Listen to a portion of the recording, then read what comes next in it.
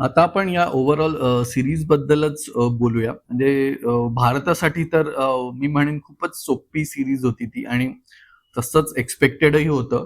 पण अफगाणिस्तानची टीम अ, हलक्यात घेतली जाणार नाही हेही महत्त्वाचं होतं आणि आय थिंक तसंच झालं. पण अफगाणिस्तानकडनं फाईट बॅक खूपच कमी आला. म्हणजे पहिल्या मॅचला त्यांनी पहिल्या इनिंगमध्ये एक रिस्पेक्टेबल टोटल रेज केली होती. गुरबाजची इनिंग्स आणि आय थिंक त्याच्याच एकट्याच्या कॉन्ट्रिब्युशनमुळे 25 ओव्हरची जी पावसाची मॅच होती, ती आय थिंक त्याच्यात त्यांनी 190च्या वर 195 रन्स करून भारताला एक म्हणू शकतो चॅलेंजिंग टार्गेट दिला होता.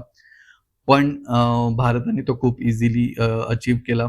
दुसऱ्या मॅचमध्ये तर काहीच फाईट अफगाणिस्तानकडनं दिसली नाही.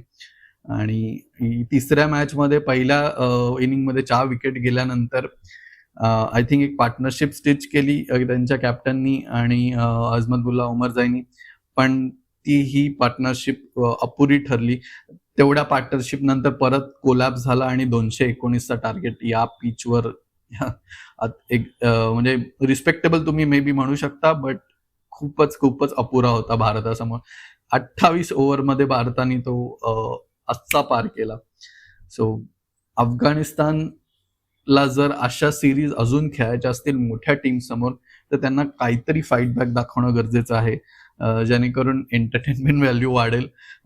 मॅचची लोकं अजून मॅचेस बघतील, की अफगाणिस्तान खेळतंय, सो मॅच रोमांचक होणार आहे.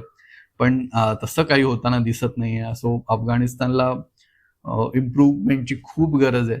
आणि भारताला त्यांना जे मिळणार होतं या सीरीजमधनं ते मिळालं. चांगले डेब्युटंट्स मिळाले प्रिन्स यादव आणि गुरनूर बरारच्या रूपाने. हां, आता आपल्याला एक इश्यू भारताच्या साइडनी दिसू शकतो ते म्हणजे आपले स्पिनर्स. हर्ष दुबेला चान्स मिळाला पण फार काही कॉन्ट्रिब्यूट करू शकला नाही तो. रन्स थोडे लीक झाले.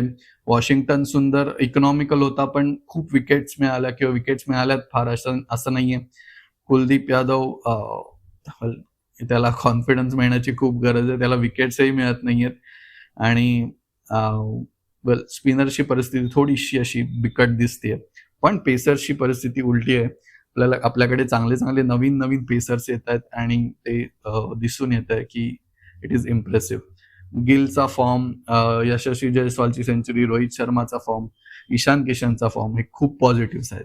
सो भारतासाठी ही सीरीज खूपच पॉझिटिव्ह ठरली.